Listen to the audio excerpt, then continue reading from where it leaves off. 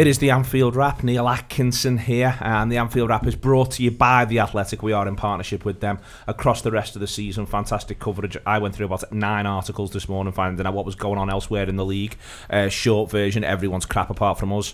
And it is available at theathletic.co.uk/the Anfield Wrap if you want to sign up. Please do so if you've been thinking about it. It is genuinely worth doing. Loads of interesting bits and pieces on there. I very much enjoyed the breaking down of why Manchester City may well be breaking down. So it is the Anfield Wrap. Sorry, it is theathletic.co.uk/the Anfield Wrap. With me for our show, I've got Ian Ryan, I've got Jay McKenna, I've got Siobhan Biggane, and I have got Mr. Rob Gutmann. What a weekend, Jay McKenna. I've done the maths. I went through the history books. It's the best weekend of domestic football from a Liverpool perspective since the 4th round of the FA Cup in 2001 when Tranmere beat Everton. United lost with Bartez's hand up to West Ham, and we went to Leeds and scored 2 goals in the last 5 minutes. I've done it. I went right the way through and went, it's the best one since then. Well, aside from the fact that I haven't done my own work like you evidently have, I'll just have to concur. But it is one of them where you just come away and you think, you know what?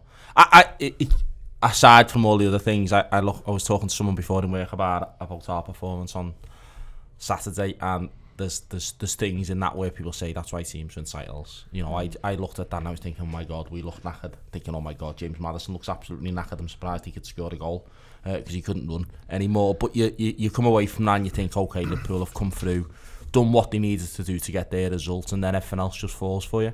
And it's moments like that where, you know, those players might be feeling tired, might be thinking, you know, we've lost a little bit of creativity, we're not quite at the level we can be at, and then thinking to themselves, but we're still much better than everybody else in this league, and that's not a bad thing for them to reflect on for the next 2 weeks.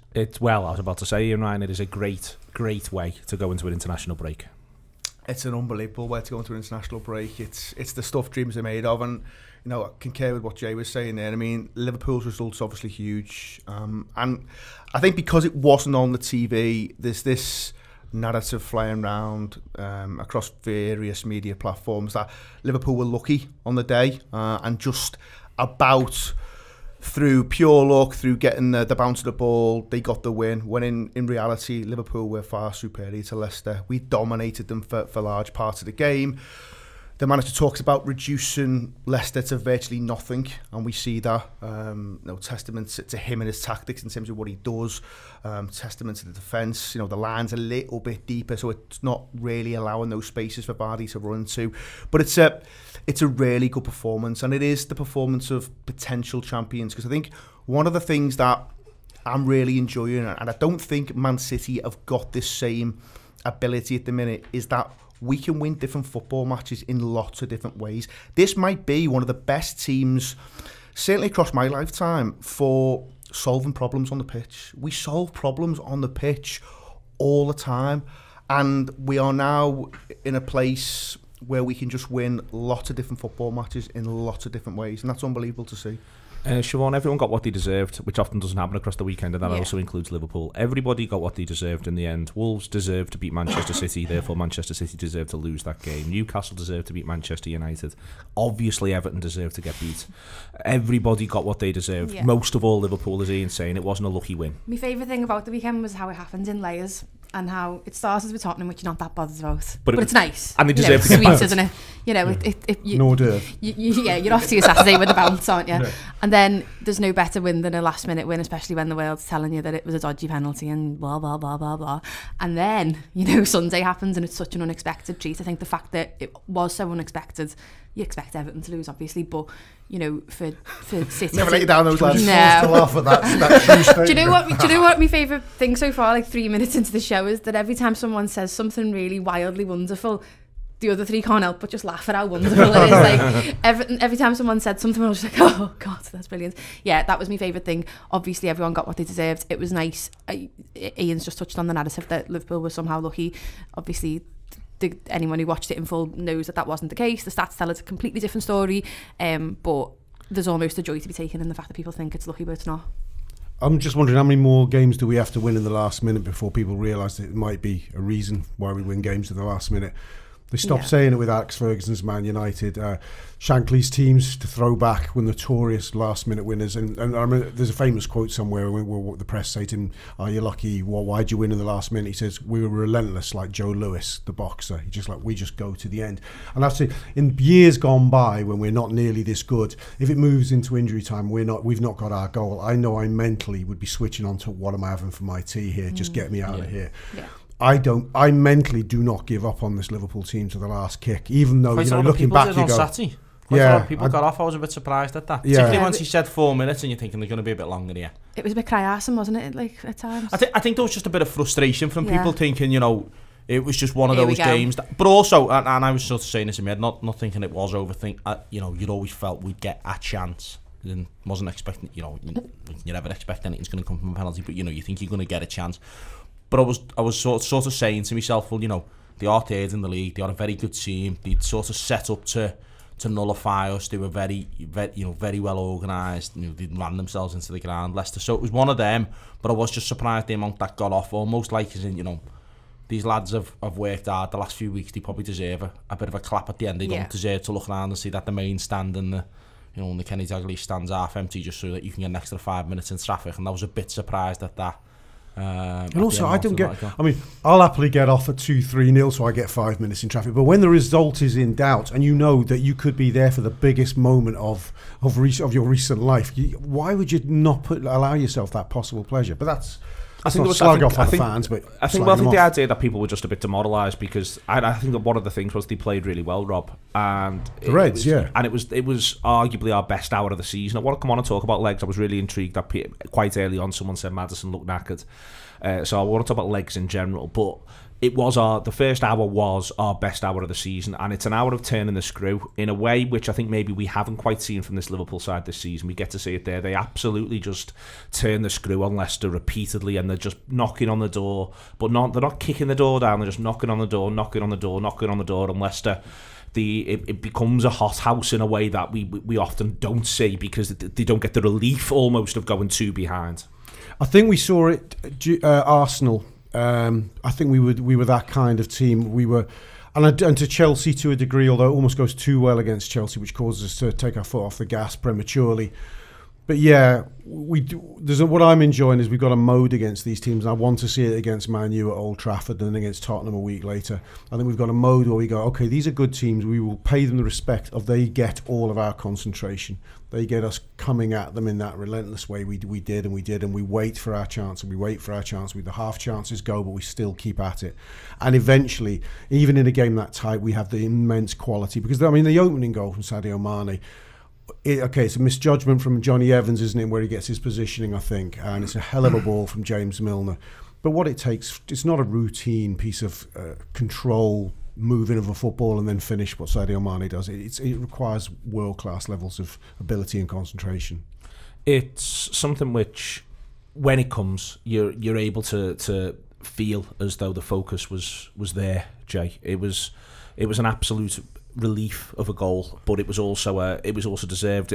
I'd have been very, very frustrated if we'd have got in at half time and it would have been level. It would have been more than Leicester deserved and not what Liverpool deserved at that point. Yeah, the celebration by me in the Kop, I was thinking this is a bit much of this celebration's a bit much for a 1-0 to Leicester, 1-0 against Leicester at home in the first half. I was dead. It was like a let off, and I think it was just the joy of the goal itself, the pass, the finish. It just looks sublime. Perfect, it was one of them. It's like literally, if you could have perfectly placed the pass, the finish just inside the post, all of those things, you'd have. You couldn't have done it much better. The relief that we've done it, we've knocked on the door for long enough. We've got the goal, we've got ahead, and you sort of and back of my mind, I was thinking, well, that's it. Liverpool have scored now. Liverpool don't lose from being in leading position. So there's all those little things. There's a sense of relief, and it was just joy. It's that even though it was hard there, and we've seen that in the last few weeks, I think, from this team, that it's hard there, that they still get that goal. They still find a way. Something Ian said before, they still find a way to beat teams because their formation was that bizarre. Liverpool's was a bit bizarre as well. It was almost like like a Christmas tree at times, and I was looking at it thinking, well, what are we trying to do here to beat these? But, you know, it was one of them where Liverpool are then probably thinking, well, it's worked. We've got in front of them. You know, now Leicester have got to do something. Second half pans out slightly different, but I think, you know, the celebrations around me just shows of people just genuinely relieved, joyous, you know, just almost that. We don't have much else to worry about. We've just got to think about ourselves, which is a rare thing. I'm noticing this at 1-0 with this Liverpool side. In the last year, this is creating, people are celebrating like we've won. Normally you get that celebration at 2 or 3, but we're celebrating like we've won. I mean, I don't often fall over in a celebration at Anfield. I fell over. It was mad. I was bouncing off people. Save that for a way, but yeah, sorry. I think there's a proper sense of that people are really going to look back on this as a really important one as well. So it's not just a 1-0. They're in the league, aren't they? They're a good team. Yeah, exactly. And that's not for nothing. No. I think we just know as a fan base just how important every game is now. We know where the bar is. We know we have to be aiming for 100 points, and therefore every goal feels big. Every potential win feels huge. It feels like another step closer to the Holy Grail. It seems, Ian, like the club as a whole, the players, the manager, the supporters, everyone... You want to say it's 38 cup finals, and every year everyone says it's 38 cup finals, but it really feels like everyone's very much bought into 38 cup. It just 38 times where you've got to win, and that's the way in which it's going to work. And I've never quite known anything like it, and I thought it was enormous going in, and I'm not surprised the let-off was crazy at 1-0, but it was that idea of, you know, how good are we going to have to be to win today to win today's cup final? And the answer before the ball was kicked was we're going to have to be very good, and you got the impression that was there in the stands, and it was there with the manager, and it was there with the players. Absolutely, and it's hard to think of a time when it's felt this important in October. It's bananas, really, when you think about it. For every game to matter this much so early in the season, yet it does. It absolutely does, because, you know, we're up against arguably one of the greatest teams that's kicked the ball. But what does that say about Liverpool? Because we're currently 8 points clear of Pep Guardiola's Manchester City, and I think I don't tend to get annoyed around the noise that surrounds what's going on in terms of how Liverpool are doing and stuff. But this weekend, it did get to me a little bit. It annoyed me. I don't think this Liverpool team's getting quite enough respect, enough credit for what it's doing week in, week out. It's something unusual when Robbie Savage is talking the most sense on 5 Live, and he very much was after Man City Wolves. He's in a room full of people, and the narrative, the conversation is, well, Liverpool are a good side, but they're getting all the luck. Yeah. They're getting all the bounce. The rub of the green's all theirs. And he's like, well, I'll stop you there, because every team gets a little bit of luck. Every team will get the bounce of the ball now and again. It's what you do with it. It's what you do, and it's how you take advantage of that. Liverpool are taking advantage of that. There's not a team that's won anything in the history of football that hasn't had a little slice along the way. That's just what happens, and I don't think we are getting the credit we deserve. I think on the pitch we're doing some unbelievable things, but I think off the pitch, the manager... And I can take this right back to after Kiev. He's done something unbelievable. He's galvanised this football club. You compare that to Spurs after they lose the European Cup final. They're an absolute shambles. There's a manager there with the weight of the world on his shoulders. And yes, there's probably more to it than just that with Spurs. But Jürgen Klopp was able to galvanise us at that time when it would have been easy just to feel sorry for yourself. And then the season after, we go and get 97 points. Well, you could feel sorry for yourself, because that should be enough. It should be enough, but it wasn't. But Liverpool don't. They go and win a European Cup a few weeks later, and then this season they've started like a train. And as I say, they're going to take some stopping. It is mad, isn't it? Coming into this season, you could sense a lot of the talk around sort of punditry was, and fans of the other Big Six rivals was, Liverpool should fall back into the pack now this season. That was a bit, you know, they had just too many lucky breaks. And I think it's just a process of people looking at moments and not wanting, they're seeing what they want to see. I mean, there were some stories that we were lucky at Sheffield last week. We weren't lucky at Sheffield United. The keeper makes an error for the goal that won it for us. We weren't lucky that Mane misses 2 open goals. Salah misses a good chance as well. Yeah, and Salah misses. There's no look. I can think of the one time I can look back over the past year and a bit and go, that was the gods, was Divock Origi's goal in the derby. Although you look at it again, you look at it over the whole balance of play, I think, and although Everton were feisty, the better team didn't score the goals it should have scored.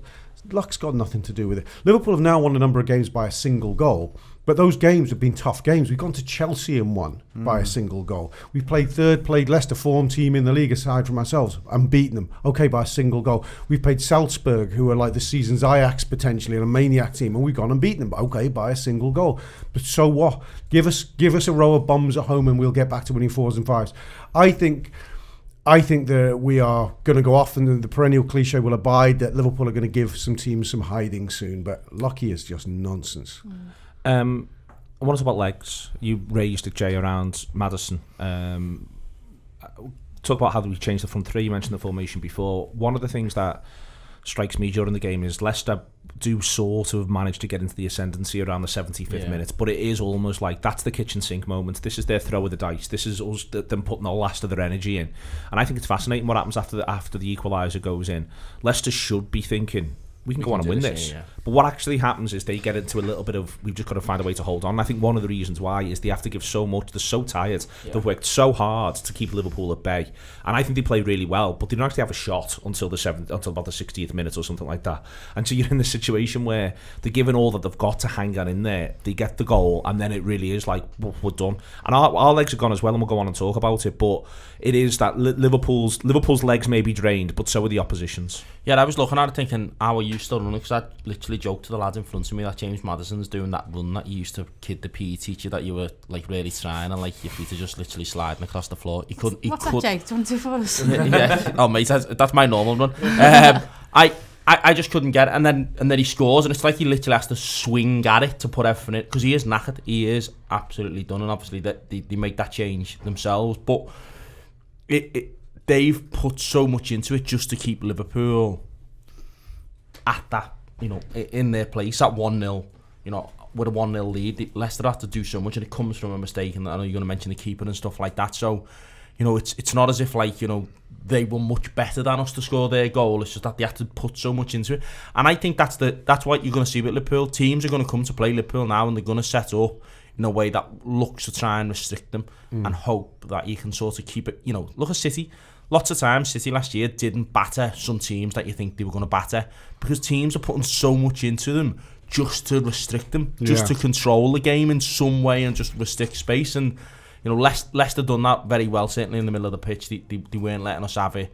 They were very compact, very well organised, and they put a lot into it. And then soon as they scored, it is like almost a relief of thinking, the lads thinking we can't do this anymore. And that's why you score late goals, because they're extremely tired. They make mistakes. Their mind can't, tiredness makes your mind do very funny things. And Liverpool are relentless. And Liverpool are tired. All of our midfield's legs are gone.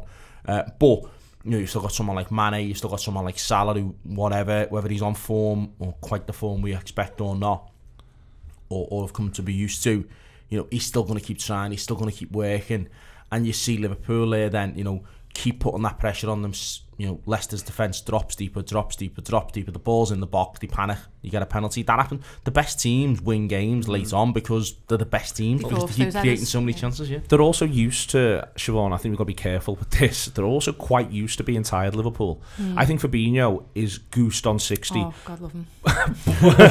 But he hangs in the game. He just hangs in the game, and he does it brilliantly. In terms of, it's one of the best shattered performances I've ever seen. There was a lot of mates helping each other out, wasn't there, on that midfield on Saturday? Yeah, you could tell that he just had enough, but he still, as you said then, it was a really good shattered performance, because when it mattered, he's got that. And I think it was one of the lads on the post-match show said that like he still, regardless of how tired he is, manages to tackle and play the ball at the same time, which is remarkable given how tired he was. But I think there was a lot of Milner backing up someone else and Fabinho backing up Milner because Milner was backing up someone else, and that's going to make you knackered. But it's a mentality to be able to do that is absolutely massive, because they know it's just this game. If we just see this through, just get over the line, and we can have a little rest then, and that's absolutely massive. And but I think there's something in them players. You get told that they do it in the summer, don't they? And this is Milner comes back and does all that running and wins the lactate test again and again and again. But it'd be very easy for some of these lads to have come back in the summer and think, well, we've just won the European Cup.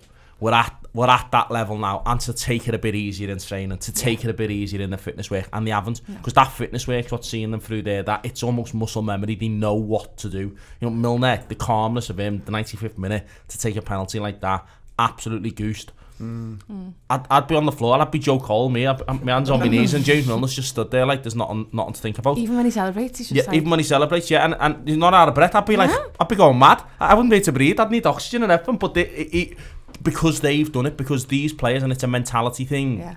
These now know this is our level. Yeah. So previously, if they were, you know, they're here and they're thinking, well, how do we, you know, step up? They win the European Cup and they're like, well, we can be at that level now.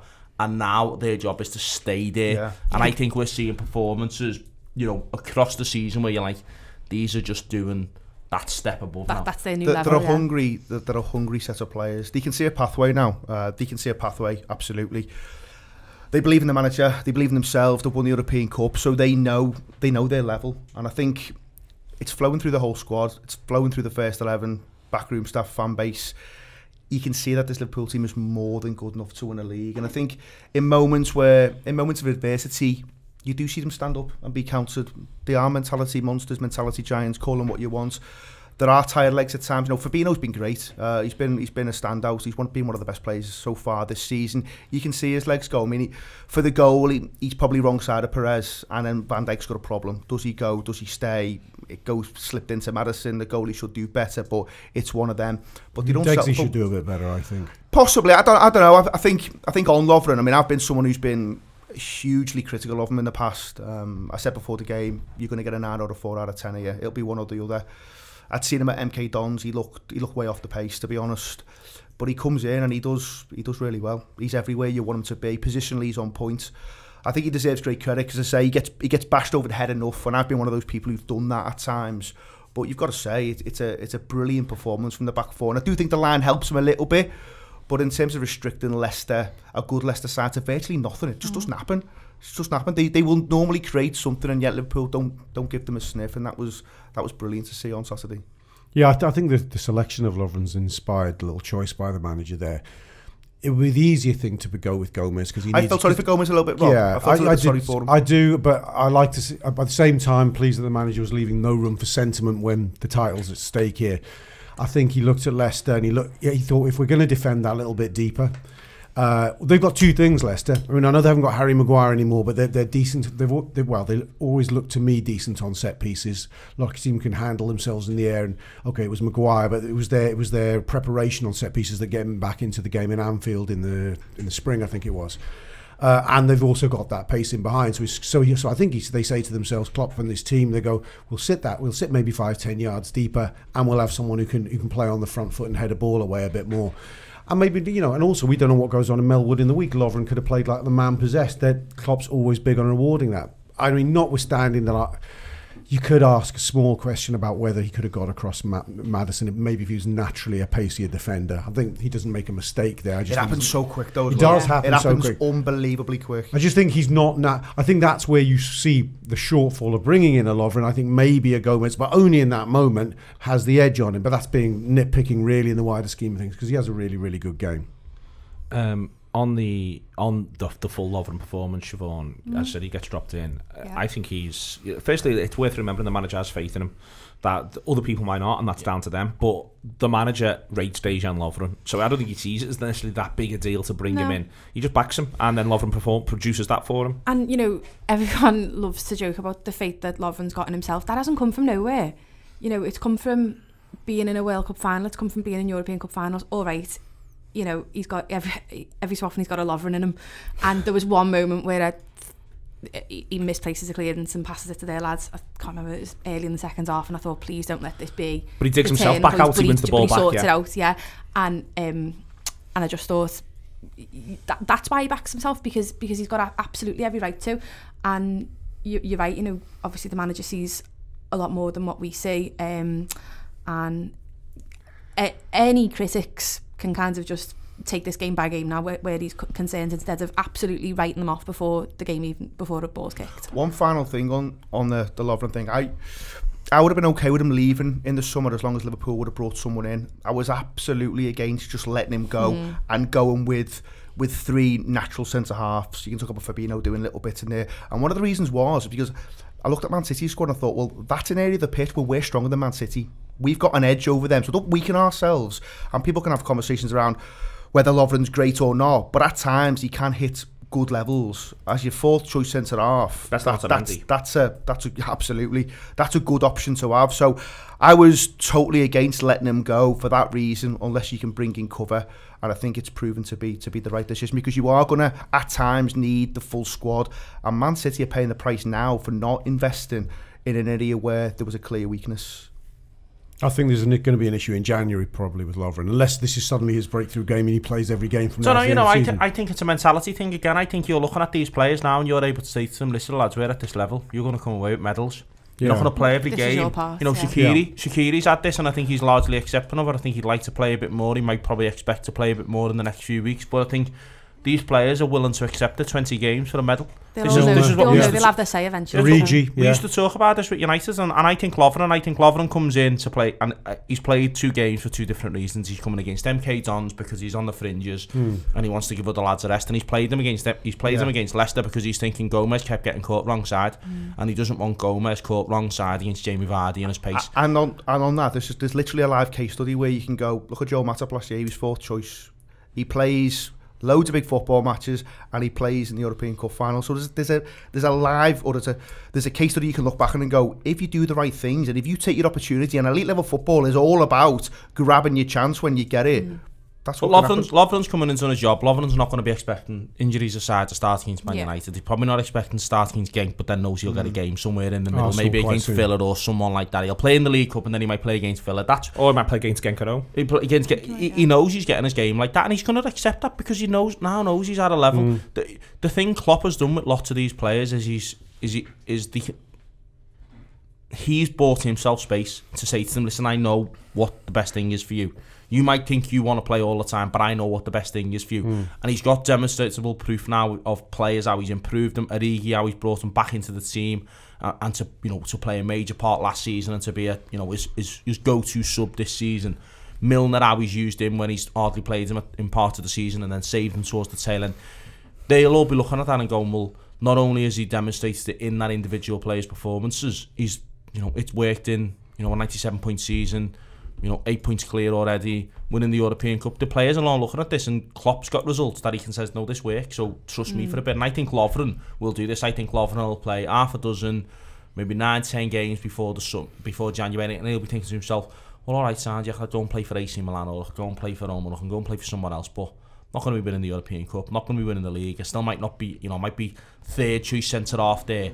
That's not enough. If you want to be at Liverpool, and he's going to do what you said there, that City should have done, have a centre half that's a 4th choice, but is made up to be there because he knows he's going to be competing, and he knows he's going to get his 20 games, he's going to get his medal, decent wages, and be part of something successful, and play a part in it. I think money will talk with that one, but I take your point. I mean, the end of the day, proof of the pudding was the look on those lads on the bench's faces in Madrid in May. They come off and they knew they'd played their part, and even though they hadn't played 40 games apiece, they knew it was enough, they knew it counted. And I think this is where the often frowned upon meritocracy really does show its worth, doesn't it? Where it's quite simple, the ones who are doing the best play. Yeah. And it works, and it's often one of those where it's like, oh yeah, but there's no room for that, But there quite clearly is. Like, it was the point about Matip before that I think crystallises that for us.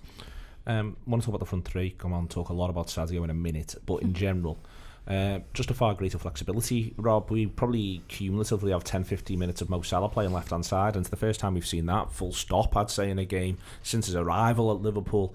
Starts through the middle. A lot of Mane and Salah sort of rotating a little bit in there, Firmino doing a job. But, all three of them spend at least 10 minutes in each of the positions along the front three. I think that's in part a compliment to Leicester. I think it might also be in part an idea of sort of just keeping them absolutely fresh and engaged. Yeah, I think so. I think it's a good point. I think you compensate for tired legs by giving them something new to think about, almost distract their mind, don't you? I think Salah in particular is doing a lot of selfless, unseen work this season. again, as with the sort of the talk of Liverpool being a bit lucky, there's a desire to talk Salah out of form a bit too much. But every time I see him get the ball, control it, he's got the proverbial 3 or 4 men on him, and he's trying to find himself out the tightest spaces. And it's no accident that I think that his partners are occasionally finding themselves with more space. But yeah, no, I tell you what, the imagination is incredible. To what extent they work it out for themselves on the pitch, to what extent it's preordained, I don't know. But it's beautiful to watch. It's, again, we haven't seen much of Mane on the right since Salah's arrived either, and we've seen it in dribs and drabs, but there for the first sort of 30-35 minutes of the game, he is on the right, then he gets his goal from the left. I mean, it is that you're asking different questions of the defenders at different times there. I wonder if one of the reasons why Evans isn't quite sure where he is that thus far that ball would have been played to Firmino. Now all of a sudden it's Sadio Mane, he knows it's a different threat and he knows it's a huge increase in pace. Yeah, I think that's totally fair. I think the beauty of the front three is that they are so interchangeable.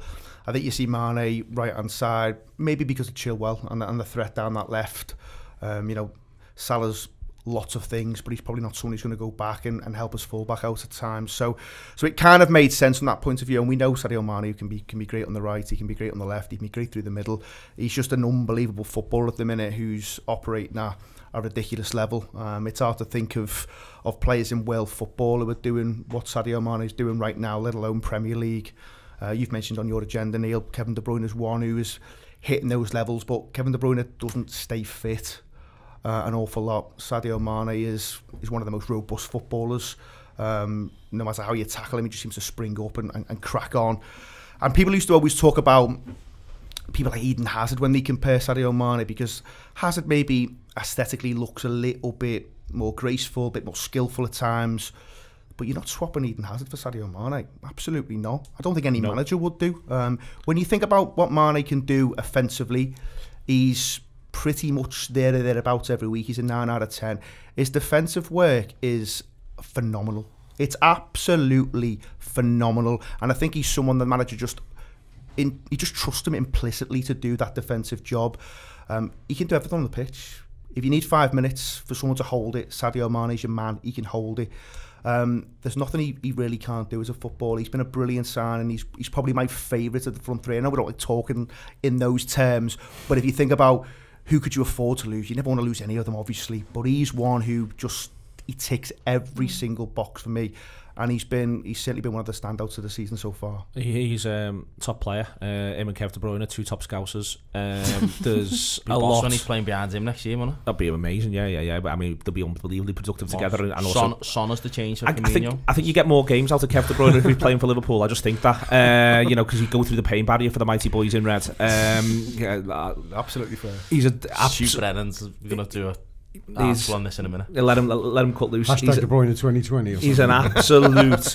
He's an absolute total footballer. I think he's a Nike. Is he sponsored by Nike, De Bruyne? Well, just start the man. Let's just say that he is. Let's just say that he is. It's a done deal. He's Liverpool an absolute fan site, the Anfield Wrap. He's an absolute total footballer, Sadio Mane, and that's the thing that should be coming crystal clear to everyone. He can, you name it, whatever you want, he can do. Brilliant in the air. Mane's done something that we were talking about Liverpool before around credit. It hasn't. Klopp has turned the screw in the last few years with these. He's just kept getting that bit more out of them and improving the level and tightening us up as a team. That it hasn't happened overnight. We haven't gone from 70 to 80 or 70 to 90 points. It doesn't feel like that anyway. Watching it for us, and I think others watching it, they've seen improvements. Bit by bit, and then it's suddenly like Liverpool are just there, but they're just at that level. Whereas in previous seasons with Liverpool managers that have taken us to that level, it's been overnight and it's been one-offs. It's been Rodgers, it's been Benitez winning the European Cup. It's just happened. Yeah. Whereas this is very planned, it's very thought through, and you see that in the 3 on Saturday, and the way they play. He's put Mane there to keep Chilwell quiet. Gets back and does the defending against him. Pereira is also a good outlet for Leicester, so Firmino's there. He has to think about that because Pereira knows he can't leave Firmino in space because he knows he'll create something. And I think Salah up front isn't almost the odd one out. This is going to sound a bit bizarre, but it was very noticeable. I thought Leicester's 2 centre-halves are brilliant defenders, probably better than Harry Maguire as a defender for them. That's Yonko is sorry, say his name, Lord Farquaad. He's brilliant. he is a brilliant defender. He'll be fantastic for them. Clearly it's every single ball at 90 mile an hour though, because if we were in the main stand, the amount of clearances he put into that main stand, I was thinking I'd be getting out the way of them. Loves kicking it out for absolutely well, he's it, Sonny. But you're watching there and you're thinking, well, there's no point, playing Firmino there against those two, because he gets it into feet, they're going to be right up his backside, they're going to be looking for the tackle, they're going to make the foul, whereas with someone like Salah, he gets in his feet and he lays it off very quickly. He's trying to play it around the corner, he's trying to make the run off them himself, so he gives them something more to think about. So Liverpool's is very intentional, and I think that's a thing where Klopp is making those little tiny changes now, where everyone's come into that game, and Leicester will have done the same, expecting that 3, expecting that kind of formation, expecting Mane wide on the left to sort of, to be creating that problem for a full back, and instead the centre half's got to think about it. The centre half's thinking, where's he come from? What's going on here? It's a thing here where we've made Leicester have to think about something, because Leicester like playing out from the back. Brendan Rodgers' team, they like getting the ball, getting its full backs, getting up the pitch and having it in midfield. I think Leicester would have been thinking to themselves in the first half, how are we going to play football now? Because these have just set up very different. It's the same. It's the 11 we probably expected, but they're just playing football very differently, and I don't know what to expect. And as it was, Leicester then just looked very congested. Everything for Leicester ended up going through the middle, which we didn't quite solve, because we kept trying to play passes into the middle of the pitch. Don't know how many times Trent played the pass inside and just got cut out. But it changed how Leicester had to play then, and in the end we just sort of controlled the game without really looking spectacular. The prime example of what you're talking about was when we Salah and Mane played that double 1-2, and it was in the second half. Yes, the second half. It was beautiful, and it ends up bouncing off Salah, Mane's shin and going out, doesn't it? But it's very close to a dream second that. But that's an example. Salah in the middle, very congested, pings it off once, twice. Mane in. It was beautiful, that. On Mane for a sec, we spoke about like hunger and mentality and things like that. I'm really loving and getting used to watching Mane drop to his knees for various reasons, whether it be a penalty, whether it be he's fuming because James Maddison scored, or whether it be in the Champions League final when he gets a penalty. I don't believe there's anyone wants it more than him. Can I just say though, I noticed something, and I'd love to see this back on a replay if it was available. I'm not saying Sadio Mane went down easy for that penalty, but when they were when they were doing a VAR review, Sadio Mane went down injured again, and then when the referee said it was fine, he got up. He stood on the D outside the box. The referee's reviewing it. Mane falls to his backside, sits there holding his leg, and then soon as they went, the referee points at the spot and got up again. He just got up and jogged away. I was like, mate, you don't count in this. They're not watching you on the floor. Glorious. I'm encouraging it, honestly. Yeah, I'm banging to it. It's very, very, very important. And yeah, he buys the penalty. I'm absolutely fine with it. Penalties get bought all the time. We've had very, very few penalties at Anfield. The controversy, the would-be controversy around the pen might be a penalty, might not. Bit daft, maybe a bit soft. They gave it. It's a penalty. Liverpool score. Absolutely, yeah. And I think that's what happens. Teams get penalties like that because they create so many chances in the box. What's a player to do to think, oh no, I'm not going to go down here, it's the last minute, he's just hit me, I'll stand on my feet. No, that fella on Twitter won't like it if I go down. It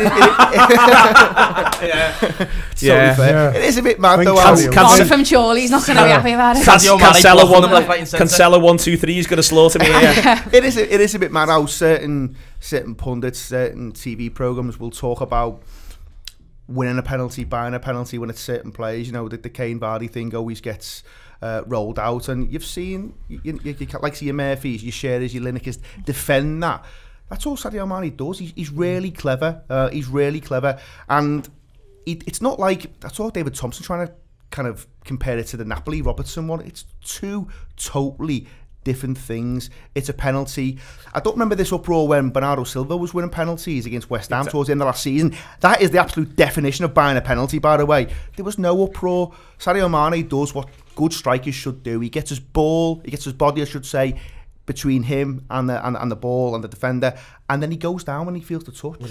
And that's absolutely fine to do. There's nothing in the rules, Rob, that says you should try and stay on your feet. We've seen it countless times where I saw it numerous times last season where Mohamed Salah tried to stay on his feet at times. Ignored. Doesn't get the penalty. Yeah. So until referees are brave enough and are being told to give penalties for lads who are trying to stay on the feet but have clearly been fouled, until it happens, you're going to have footballers feeling the contact and just going down. And by the way, it works both ways. How many times do you see defenders get the slightest little touch and just fall down and just end the attack and no one says anything? It works both ways. Sadio Mane does what Sadio Mane should do, Gary he goes Gillespie's down. good on this in on CTV, actually. When they're watching back, him and the commentator are watching it back, he goes, it's not that it's going to knock him over, that challenge, but it's Sadio's standing foot. That's where he's planting to push off on, and that touch just comes across him at that moment. And the reason he decides to go down is he can feel that he's being restricted just in that moment. He goes, well, fuck that, I'm going on, and he's right to go over. I mean, it's like who's that penalty he gets? It's against Cardiff or Fulham right at the end of last season. The keeper puts his arm across him, so he swan dives. Why not? He's entitled. He's right to go down, just so we got to watch Kasper Schmeichel be a crying little prick. That too, Jay. That's very true. And he wasn't alone, was he? His ability to be able to switch on as time wasting once they scored was like vintage, wasn't it? Yeah. I thought fair play to him. He did a lot of it by stamping on the penalty spot. Yeah. I mean, to be honest, I love all that. I'm expecting that if it was our goalie. You know what I mean? He made it. He was trying to make it look like a trench by the time he'd finished with it. Referee, I'm very annoyed here. Look how much mud I'm kicking up like a horse before the national. My boots are filthy. Yeah. You see, Brendan Rodgers a bit vintage Brendan in a way, in disingenuous enough to act like Leicester were the only team going to win it after equalised. I thought, what are you talking about here? That was mental. Do we have the Van Dijk chance just before we scored the corner? It's not just before, and also it's not that much of a chance. I mean, it is. I've watched that several times. If Van Dijk just gets underneath it too much by his standards. But they had one like that, didn't he? Sionko had one like that, I think, as well. Did he? Where he puts it over the bar at the Annie Rose end. Is that first half? I don't know. I just don't think it's. I don't think it's. Don't ask me. To know what I'm talking about. I just remember the head, innit? Just remember this big head coming from nowhere. Last little thing on the penalty, but also on the full performance, Siobhan Milner, another arguable candidate for man of the match. He's tremendous throughout, digging his mates out all the time. But also, if you just say that, you're damning him with faint praise. He plays the ball for Mane's goal. He shows unreal quality for 90 minutes. Oh, that pass was. I think we've touched on it before, but I think that's what makes the goal so special, is because it's just everything so beautiful about it. And he's a proper leader amongst them then, because he just knows that everyone's absolutely goosed a bit. Wijnaldum's on his arse. Everyone's just done in, and he knows someone's got to dig these lads out, and it's going to be him. And to stay cool, I saw someone. I wouldn't obviously, it's not the ladylike thing to do, but the stones on him to be able to put that penalty away and just stand there and just be completely composed about it when everyone else is losing their shit is amazing. I thought it was a real challenge for him, that Rob. He's got two things to deal with. One, he doesn't actually know if he's going to get to take the penalty because of the length of the VAR thing. But the second thing is as well, that's a long time to have to think about it. And he does take himself away from the fray, and he takes himself away from the referee, but he's just holding the ball. And I've seen many a good Liverpool penalty taker, frankly, the last thing you want is time. The last thing you want sometimes is time. You'd just rather get on and get it taken, and he's got to put up with a 3-minute gap there where he's thinking, one, am I going to get to take it? And two, when I do take it, what am I going to do with it? Yeah, I've watched games with you, Neil, where is it with you or Steve? We look at the face of the penalty taker, and you've got half an inkling whether they're going to miss or not, and you can. I thought this is the definition of a pressure pot. This one, I'm glad I'm not seeing his kipper, but then you kind of know it is James Milner. It'll be fine. Salah's redeeming himself and becoming a good penalty taker, but I was still mightily relieved that it was James Milner stepping up. The panic in the rows around us for everyone to remember who'd been substituted and whether James Milner had been one of those substitutes. Like, is Milner on the pitch? I'm like, yeah, Milner's got all the ball in his hand, mate. Is Milner on the pitch? I'm like, yeah, mate, he's got the ball in his hand. No one's is Milner on the pitch? I just fucking told you he's got the ball in his hand. He's on the pitch, mate. Yeah, as soon as it got given, Milner was like, someone give me that ball. He says it in his interview afterwards, didn't he? I don't know whether it was on Match Today or on LFC-TV, one of them, and he went, when you know it's you, you're not normally waiting to find out whether you're taking the penalty, you're just waiting for the conditions to be set to take the penalty, and it just added to it. He was like, it was just a different type of waiting, really, and it just says everything about him, doesn't it? Like, and he just calmly rolls it. And I was amazed that Kasper Schmeichel dives the way he dives, to be fair, because I'm thinking it's the last minute, it's a penalty. There's no way Milner's pulling this back across his body into the other corner, because if he drags it wide, everyone's going to kill him and say, why don't you just put it on target? But if I was Schmeichel, I wouldn't have dived. I'd have thought he's going to go down the middle. I was thinking, because that's surely it's the calmness in it. Yeah. It's the calmness of Milner in the way he takes it. Kasper Schmeichel's probably looking at him thinking, this lad's just not completely phased. And his run up, he goes very wide. He almost looks like, from the cop, he looked like he slipped. Yeah. But when you watch the penalty again, he gets his body like very angled and wide so he can roll it, which probably looks like he's about to plant his foot and whip it. But Salah style, the calmness from him is something else. And I think, it's a mentality thing, isn't it? It's those players in that moment knowing that this is their level, and someone like James Milner just knowing that this is just a process now. This isn't Liverpool for the league. This isn't you know, trophies at stake. This is just Liverpool a game at a time, doing what's necessary to win the game. We've praised Milner, Ian, and we praised Lovren. The keeper could do better for the goal, if we're honest about it. But putting him to one side for a second, the direction I'm going in there is, we've also talked about legs, and from the manager's point of view, listen, it's perfect. It's 8 out of 8. We're now relatively happy with where we are Champions League group wise. We're through in the League Cup if you even want to go that far.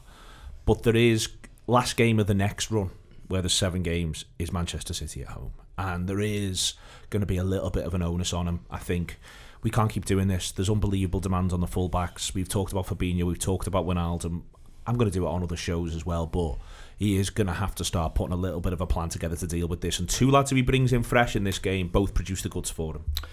Yeah, that's definitely fair. I think that's where I felt a little bit sorry for maybe Joe Gomez over the last week or so, because I think there's certain players you can just drop in and naturally they can find their level pretty quickly, and those other players who take a little bit of time. So I think the manager's maybe, and he can't be too critical because it's 8 out of 8, it's 17 on the spin, but I think there's been opportunities maybe where he could have tweaked it earlier in the season, and I always felt someone like Gomez could have got more minutes a little bit earlier. So maybe Newcastle was one that you thought you could make a couple of more changes that game and maybe get away with it.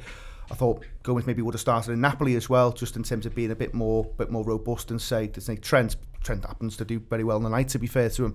So I think you're right, Neil. There's got to be times where you just can't keep playing the same 11 over and over again, even though that will be the temptation because they're your best lads and you can rely on them.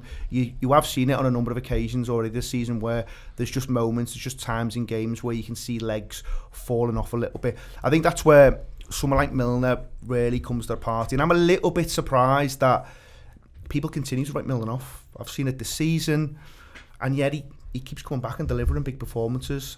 And the MK Dons thing, all right, it's MK Dons, but he's unbelievable that night. He's everything you want a senior pro to be. He comes in on Saturday, and his pass for the Mane goal is ridiculous. So with his wrong foot, I've watched it back 4 or 5 times. He gets absolutely no time to play that ball. It's unbelievable. And then, as Jay touched on there, the ice running through his veins to be able to take the penalty in the way that he does.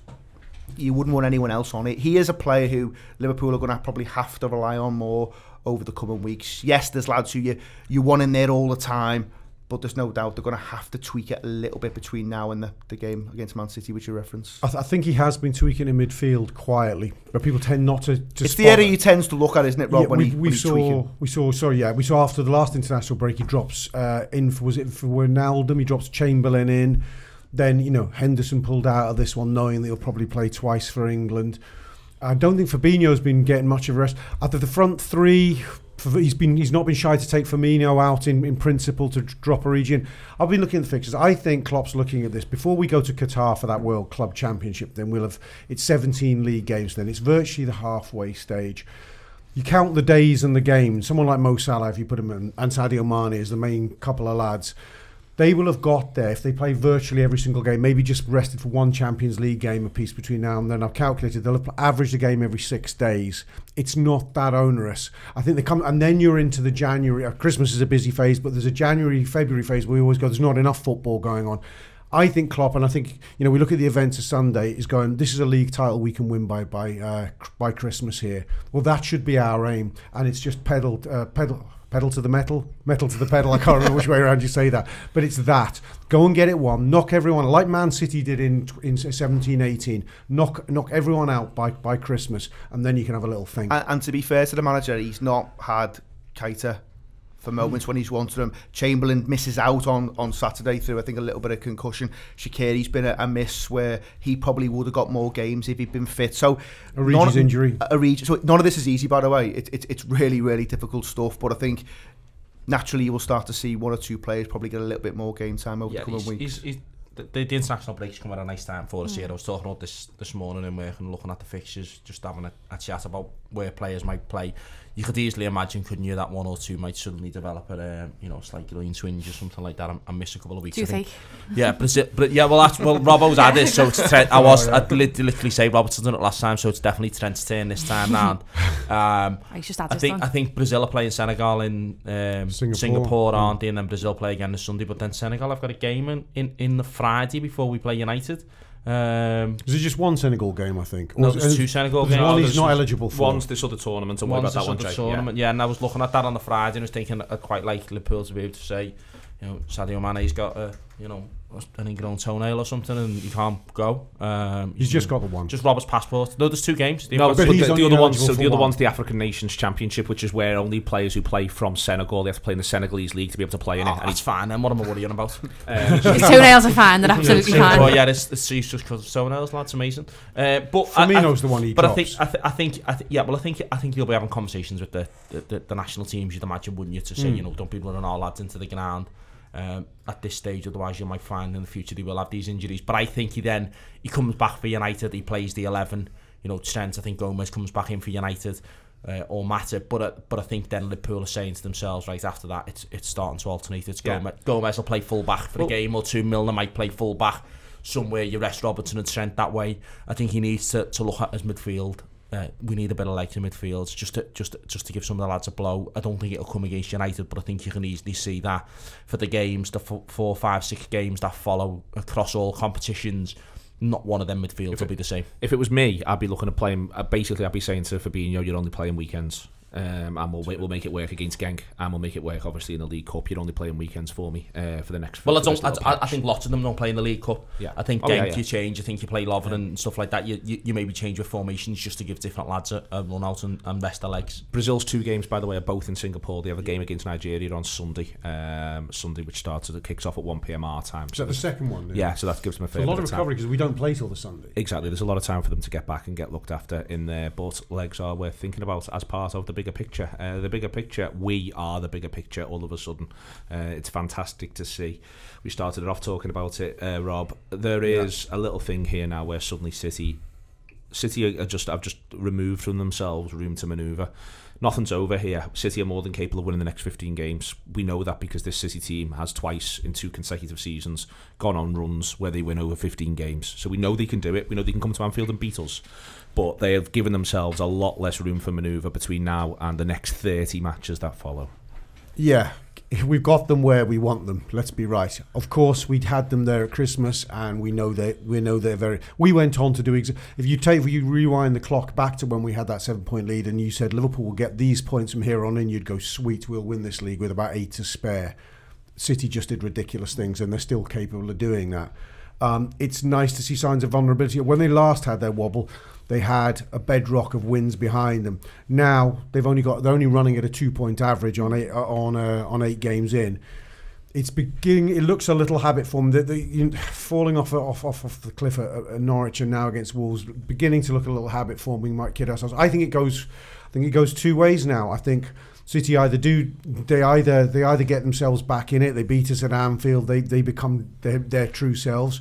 But there's another possibility no one really wants to talk about. All going as well. We maintain an 8-point lead. Liverpool could seriously pull away here. If we're running at an 8-point lead after 8 games, it could be for something remarkable by Christmas. And I think that's what Jürgen Klopp is saying to them. I think he's going, to paraphrase Gerard Houllier, the 4 games from greatness thing. Let's just go and pick up 6 points against Tottenham and United when people expect us to drop. Let's go and beat Villa and then set ourselves up to make City virtually a title clincher. Because if we get to that game and beat City, and having won those previous 3, a lot of ifs all over the place here, I think Liverpool will be looking down the barrel of having 12-point plus lead by then. Yeah, and I think that lead at Christmas didn't feel as massive as this does. They had a game in hand for one. Exactly, they had a game in hand, and for me, it's the. They had to face it wasn't in hand, but we were going to the Etihad. Right. 7. Yeah. I think that the manner in which they've been beaten this season is also quite telling for me, because if you think back, and I'm thinking back to a time when I was probably quite either drunk / hungover, but their game against Newcastle last year, if I'm remembering rightly, Newcastle got really lucky in that game to get that second goal, and City by rights should have probably won or drawn that game. And the Crystal Palace was it was a wonder goal that won them that game, whereas they've been systematically, wholeheartedly beaten in those 2 games against Norwich and against Wolves the other day. So I feel like they're setting themselves up to just not be considered quite so untouchable. I don't think teams are going to be going into them feeling like they're 2-0 down before they've even kicked the ball. So I think that is a big contributor. And I think that heading into January 2nd last year when we played City, everyone was a bit like, oh shit, this is a decider, this is a decider. This is so early in the season that it might feel like it is, but it'll feel much bigger for them than it is for us. I think I'll just one final point. I think we're seeing the Sane factor here. I was desperate for him to leave in the summer. Him getting the injury was just as good as you know what I mean. But he was their break glass. He was their reason they could give Raheem Sterling a game to have a little rest. They could bring him on and he would find them. Even that game actually they lose against Palace last season, I think he comes on in that and threatens to save it for a period of time. You combine that with the fact that they've lost, they've suddenly been exposed as a team that if you go at them, they're in trouble. The combination of those factors has really weakened them.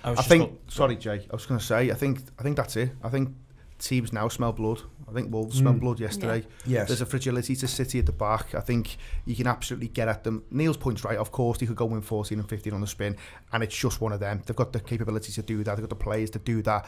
But I think teams will look at them slightly differently now. And I think, the games they've got coming up, some of them fairly easy, but Palace away on a Saturday at R5 is no gimme. It's no gimme at all. And they're in a situation now where Liverpool have turned the screw and they've not met that challenge, and they're in a predicament where they now can't slip again. The pressure is mounting, and I think Guardiola's given himself a huge problem by not backing up that area of the pitch in terms of the defence.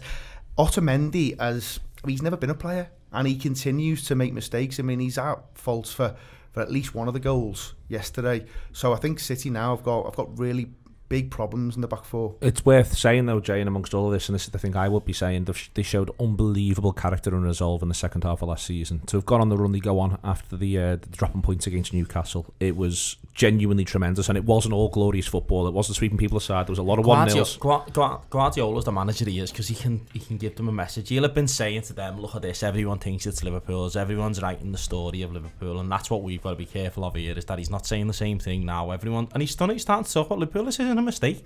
This isn't Guardiola losing it. This isn't like the media narrative, the idea that Guardiola's gone mad and look, he's talking about us. It's intentional. That's a message for his players. His players are, the professionals. They know they've done this before themselves. Literally last season. They will be talking about this. They will be saying, look at them, they think it's theirs. Let us just go on our run. Let us just come under the radar. Let us just come from behind. Let everyone talk about Liverpool out in front. Let us keep that gap at 8 points, and then Liverpool will draw, and then it's 6. Let it stay at 6 for a few weeks, and then it's 5. That's what he'll be saying to his players. He'll be telling his players, we don't need to catch them by Christmas. We've got to catch them by May. I think he'll be saying to his players, Jay, you're going to go to Anfield and win. And we'll see where we are after that. But you're going to go to Anfield and win. Phil Bundle said this on Twitter yesterday. People were talking about it, and it is great, and we should take it, and we will take any of these leads we can. But it's 2 City wins against Liverpool. Yeah. It's 2 City wins against Liverpool, and before you know it, all our backsides will be going, because we'll have thrown an 8-point lead away. So we've got to be very careful that we don't talk it up too much as well, because it is only a couple of performances. So we should enjoy it, but let's not think that City are out by any stretch. I think the fascinating thing is something Ian's just said there about City though, is they still look at that. They still got the goals of the goals, but defensively is I seen them against Norwich, and I seen the goals yesterday. The similarity to the goals they concede, they're exposed, they're left short, 2 centre halves, and they just get passed, between 2 forwards, and they don't know what to do. They can't tackle. They look like they've lost a bit of midfield, I think. And I don't know whether it's because I thought Rodri played well against us in the Charity Shield, but I don't know whether he's not offering the same as Fernandinho, and they can't bring Fernandinho back in because of his age or his legs. I just wonder if they leave themselves. They used to be able to let their full-backs get forward and know their 2 centre-halves are going to do the job because Fernandinho would be with them. And I just wonder if, looking at some of their goals, they're thinking to themselves, have we just got a bit of a soft belly now? And City's, their attack usually keeps teams pinned back, but if you can withstand City for 30, 40 minutes, they're at the Etihad, the fans are suddenly getting anxious. The players will wonder what they've got to do to score. And now they'll be thinking, we can always concede now, and that'll change their mentality a little bit. I think one of the things Fernandinho gives you when he's in the middle of the park is those tactical fouls. So you don't really get onto the defence that often, because he's pulling people back, he's bringing people down in areas of the pitch where he might get a yellow, he might not. He often gets away with it. All of a sudden he's found himself in the back four. So it's a big change for City. I don't think anyone in our camp is thinking it's done and dusted. I'm certainly not. The manager won't be thinking that. The players won't be thinking that. But they have got to come to Anfield now and probably win that game. And that plays into our hands a little bit. They've got to come and have a go with us. Last season, the game at Anfield was weird. It was just a weird game of football. And Guardiola was very wedded to the fact that he wasn't going to come and open himself up. He's got to do a little bit more now. Because if the points stay the same as Rob said, then they're under huge pressure going into that match. I think it depends. I think if Liverpool keep winning, I think he's saying, let's just draw. Liverpool, yeah. And if they keep winning, he's like, let's come to Anfield and get a draw. Don't get knocked out here. Don't. My mate in work, he's an Evertonian, but he was saying this. He said if he sees Liverpool still being on the run and with the gap we've got, before the weekend, and we play City and beat them, he's like, that's it, done for City, he thinks. But if that gap stays the same, or we drop points between now and then, and City beat us, or Guardiola will be coming for a draw at that game regardless, unless they've lost a couple of games or drop more points significantly. But if City win all of their games, Guardiola's coming to Anfield for a draw, because he'll be saying, let's just stop the juggernaut, let's prove to it, because that's the same thing that's happened with us. We often say this when other teams, we're watching on a Sunday when it does matter, we're all saying, I hope everybody else is watching this, I hope everyone's watched Wolves and shown that City can be beaten when we've relied on other teams. And Guardiola will be saying that. Guardiola will be saying, well, this is how you stop Liverpool. You be organised, and if we can come here and play for a draw, because we're Man City, you can come here and try and play for a draw and hold on against them, and that's what they will. That's what he'll be looking for. He'll just want to slow Liverpool's juggernaut down. Excellent stuff. Thank you very much to Jay, to Ian, to Siobhan and to Rob. It has been the Anfield Wrap this week in association with The Athletic. It's theathletic.co.uk/the Anfield Wrap to sign up for all of their coverage. Excellent pieces on where Manchester City are going wrong on there if you want to get them, and where Liverpool are going right from James Pearce. Lots and lots of bits and pieces on there for you to have a read of. Listen, Liverpool find themselves 8 points clear, but there is absolutely nothing done yet. There's still a hell of a long way to go. 30 games, and Manchester City, let's be absolutely crystal clear of this, Manchester City are capable of winning 28 of them.